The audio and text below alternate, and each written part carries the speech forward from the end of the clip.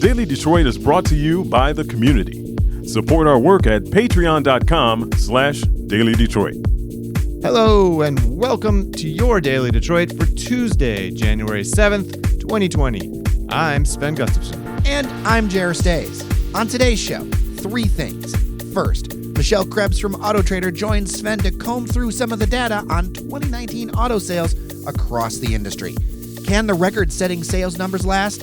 And why did some popular Ford SUVs post sales declines? Oh, the suspense, Jer. Meanwhile, Detroit has gotten a grant to expand its recycling program, an important move in a state with recycling rates that are among the lowest in the country. And Fletcher Sharpe joins us to talk about the latest with Pistons star Blake Griffin and much more. So let's get started. Joining us by Skype is Michelle Krebs. She's an executive auto analyst for Autotrader.com.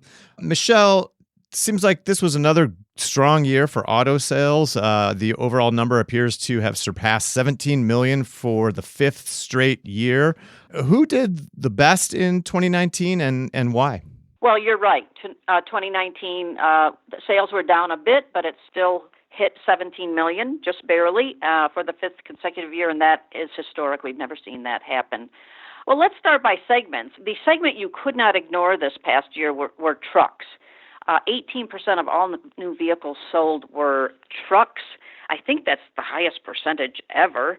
And of course, it was a huge battle between Fiat Chrysler's Ram and General Motors' Chevrolet Silverado. The Ram beat the Silverado in sales in 2019. I think that's for the first time, at least certainly since it was reintroduced to the market in 2001. Right, so Ram becomes the number 2 truck in the U.S. behind the Ford F-Series. Does that spell trouble for General Motors with the Chevy Silverado? I think they're doing a little bit of redesigning because they kind of fell short on some of the interior design. Ram, by our study, it shows the consumers were impressed with Ram's interior.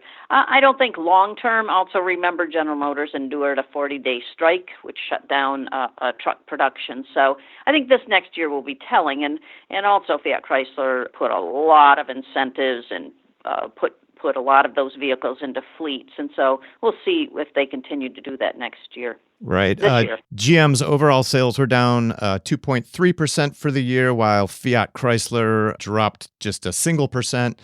Meanwhile, Ford was kind of the loss leader among the Detroit automakers. They dropped 3%.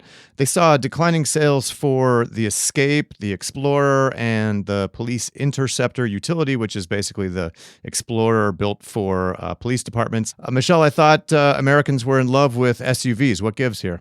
Well, Ford had some production problems. It has a new Escape on the market. It just got up to speed. So they have been selling the old Escape and the new Escape, and next year it'll be more towards the new Escape. The Explorer, they had tremendous production problems at the plant in Chicago, which also makes the Lincoln Aviator and the Interceptor.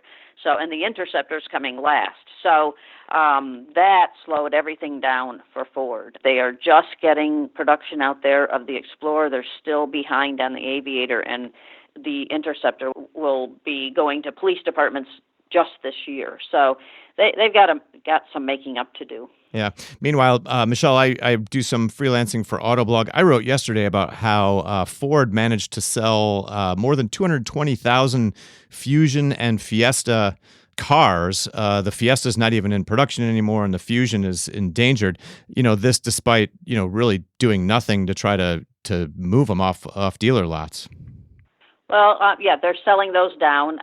They stopped production of the Focus and the Fiesta, and they will end production at some point of the Fusion. The Fusion still has a strong brand name, and there are still people who want sedans.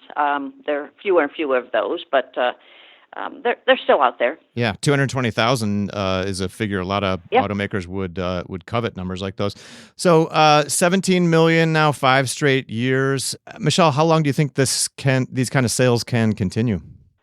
Well, we are predicting we will not hit 17 million here in 2020. We're expecting sales to drop about 2%, maybe about 16.6, 16.7, but still, those are very strong sales. We think that the economic growth is slowing. We are seeing, while credit is cheap and pretty available, there's a certain part of the market, the less than prime customer, that's struggling. In fact, we're seeing delinquencies very high in that among that group, and so we expect credit to tighten up there. But another strong year, but just we may not hit that 17 million again. Michelle Krebs is executive analyst for Autotrader. Michelle, thanks so much for coming on Daily Detroit. Thank you.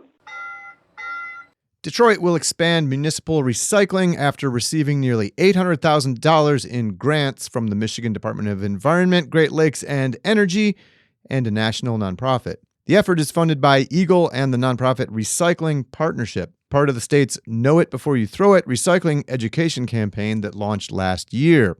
The Recycling Partnership's first ever grant to Detroit will fund a citywide education campaign starting this year to increase participation in curbside and multifamily recycling programs. The city will also use it to purchase more than 16,000 curbside recycling carts and nearly 4,000 multifamily containers. Governor Gretchen Whitmer and other supporters have established a goal of doubling Michigan's recycling rate to 30% by 2025 and ultimately push it to 45%. Michigan's 15% rate of recycling is said to be the lowest in the Great Lakes region and among the lowest in the nation. The national rate of recycling stood at 35.2% in 2017, according to the EPA. Recycling generates nearly 36,000 jobs in Michigan, according to a 2016 study. Hitting the goal of 30% participation could add 13,000 more jobs and add at least $300 million to the state's economy. So I'd just say that those recycling raccoons, there's apparently, that's the state has chosen. I think you may have seen the billboards and stuff. They're pretty cute. They're pretty cute, yeah. They're, part of the state's effort to encourage recycling rates. I was shocked to see this, though. 15% recycling rate in Michigan. That is... ouch. Yeah, that's terrible. I mean, I'm a fervent recycler, I guess you could say. I would expect nothing less from you, to be honest. Well, yeah. I've seen the videos. I think anybody who's been on social media now has probably seen those videos of like the third world countries where on the seaside, the waves come in and you see that the surface of the water is completely coated in plastic containers. I mean, it's just shocking, right? Like, I don't understand how, and I think we've also all met people who are like, I don't recycle. Screw I know that. lots of people who don't recycle. Yeah, no way. I don't recycle. I'm not doing that. Frankly, it's the vast majority of people looking at this data. I mean, I don't know that all of them just say are just, fundamentally like, oh, I'm not going to do it. I mean, I will say recycling is like, it is a little bit extra work. And that's part of the education campaign that they're talking about is like telling people like, you need to rinse out that milk jug before you throw it in the recycling. Like if it's still got milk in it, it can spoil the entire stream. Well, and recycling is still not universal across the region. I mean, I even know in some suburbs where there is recycling for single-family homes, but when it comes to multifamilies, the landlord has to pay for the recycling bins and all that kind of stuff. And that's something where, landlord looking to cut costs, they're just not going to do it. Yeah. So I'm a diehard recycler, and I mean, we bring things to Sacra, which is like that's the stuff that doesn't go in your curbside recycling, but you can like electronics and old cans of paint and things like that up in Troy. So I was joking with my wife just the other day that I feel sometimes like we're like a way station for like things before we ship them off to get recycled. But honestly, like, I mean, we're running out of landfill space. We have, plastics in this country are at crisis levels. I mean, we need to start with recycling, but we also need to like start thinking about like reducing our consumption, because I don't think we can recycle our way out of like environmental crisis. Oh, I don't think so either. I do want to give a quick shout out to Recycle Here as a city guy. That's been around for years. I know they're actually going through some transitions where they're going to stay open the entire time, but they're actually shifting around their operation a bit. But such nice people and a great way to make some new friends while recycling. I know that sounds kind of crazy, but I know of multiple people who have made new friends while saving the environment. Yeah, I mean, I remember when I lived in Detroit, it was before the city had any kind of recycling, curbside recycling program, and we had to, and I'm not sure if it was Recycle Here. I think it might have even been before that, but there was a roll-off container that they brought down to the CPA building parking lot down there in Corktown, right off Rosa Parks. And once a month, you'd have to drive all your stuff down there. So that meant you had to keep a month's worth of recyclables materials in your house. I mean, talk about, extra work. And they would always like look at your stuff and say, you need to flatten those cereal boxes and things like that. But it was, hey, I guess I'm committed. Hey friends, reduce, reuse, recycle. As we record this segment, the Pistons have lost 11 of their last 13 games. They're on a particularly brutal streak, and there are a couple of major storylines swirling around the team. And joining us to talk about that, as always, is our sports correspondent, Fletcher Sharpe. Fletcher, first of all, hello and Happy New Year to you. Hope you're doing well. Thanks. Happy New Year to you guys as well. Yeah. All right. So let's go through these storylines. Blake Griffin continues to really struggle. It's kind of painful to watch him sometimes. He's clearly not himself.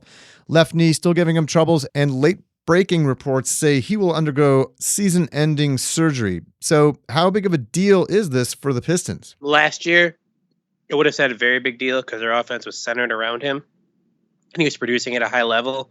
That segment near the end of the season where he sat and they went into the playoffs with him sitting kind of showed that they were not really prepared to run their offense through other people. This year, not as much. While the offense has been centered kind of through him at times, it's shown that he's very much not helping. There are times where he's showing flashes of old, but there are also a lot of times where he's just kind of chucking up shots. And for those advanced stats nerds, that's not really helping the team with him just chucking up shots. While it is allowing other people to be open more often, if he's not going to give them the ball, even though he is a playmaking big, there really is no point for him to be out there. And also, if we're trying to build for next year, he's still a part that the Pistons want to keep, especially because he costs so much money. It's better for us to get him at 100% than to have him struggle through a season where we're definitely not going to make the playoffs. Yeah. Well, let's move to one of the other Pistons' big stars, Andre Drummond. There are rumors that the Pistons have been talking to the Atlanta Hawks, among other teams, about trading him. What do we know about this, Fletcher? What would the Pistons get in return from any trade involving a guy like Drummond? I'm not sure, but I know that trade doesn't make either team that much better. The Hawks drafted a guy in DeAndre Hunter, 4th overall this year, to be what Andre Drummond's supposed to be right now. So trading for that guy seems kind of like they're starting to give up on their pick already. I'm going to say this for Pistons fans now. For all the fans that want Andre Drummond gone, they won't realize how much he brings to the Pistons once he leaves. The Pistons are near the top of defensive rebounds in the entire league, mainly because Andre Drummond tracks down almost all of them. We have no other rebounding bigs if he were to leave. None. We have no bigs who consistently grab rebounds. So when he leaves, if teams miss shots, there's a good chance they're going to get their own offensive rebound. That's going to hurt the Pistons even more. Now, if people are just trying to tank the season away and say, hey, we'll go after a draft pick, that's fine. They can afford to get abused on the inside. They can afford to give up backside rim protection. They can afford to do all this other stuff. I don't know why the Pistons would do this, save for the fact they're trying to save money. Because Andre Drummond is owed a big contract coming up.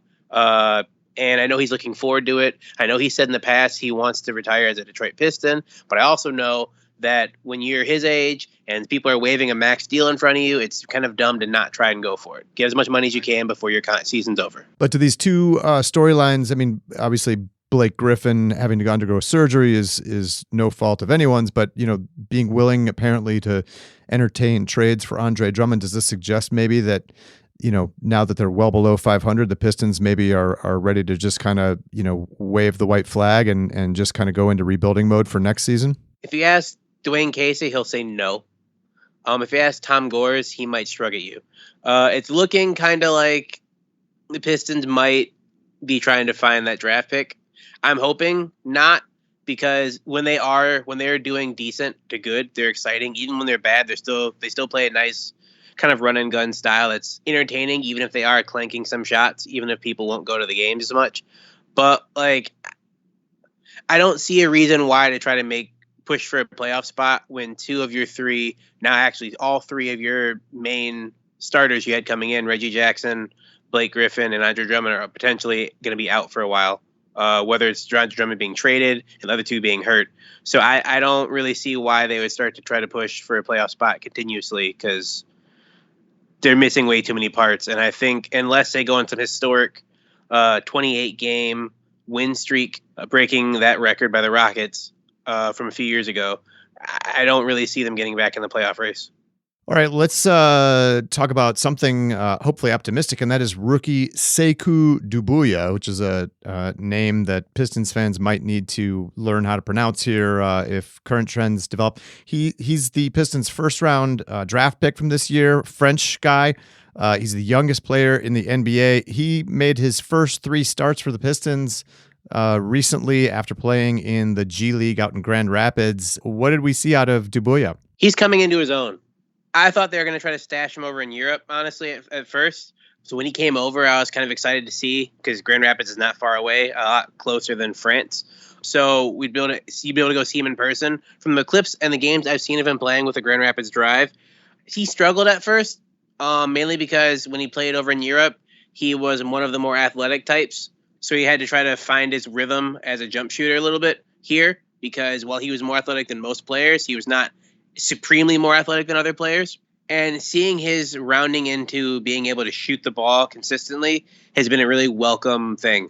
He's had a few games where he's dropped 20, 25, 30 for Grand Rapids. So to see him get a chance with Detroit, albeit earlier than people would like. His ceiling, I don't want to just say this because he's a European player, his ceiling that I've heard is Giannis from Milwaukee with a bit of a better jump shot. Maybe not as much of a power finisher around the rim, but be honest with a jump shot, which would be very much welcomed, obviously. But it's really good and really encouraging to see him actually taking shots versus catching the ball. I remember his first game he played with the Pistons. He got his first bucket finally after the team kept feeding him the ball and telling him to go shoot. So it's good to see him actually try to get his own shots and get his own points. And given the 3 players he had to defend at some time, he had to defend Kawhi Leonard, Draymond Green, not much of an offensive threat, but still someone, and LeBron James during their West Coast trip. Right. And he's recorded double-doubles in 2 of those 3 games. That's encouraging. I mean, the season's kind of lost as of right now, but that's one of the bright spots, is giving him chances to shoot. And another bright spot is when he gets back healthy, having Luke Kennard continue to play during his better season. So Fletcher Sharpe covers the Pistons for Tell Us Detroit, and he's our sports correspondent here on Daily Detroit. Fletcher, thanks so much. We'll talk to you again soon. Yep, thanks for having me.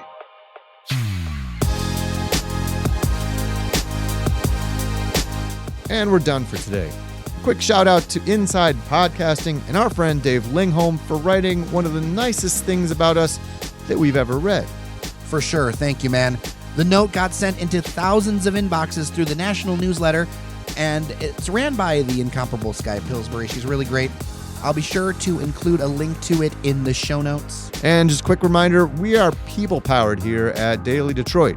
Your membership matters. You can join us for just a few bucks a month at patreon.com/dailydetroit. And I'm Sven Gustafson. And I'm Jared Stays. Take care of each other, and let's make a better Detroit together.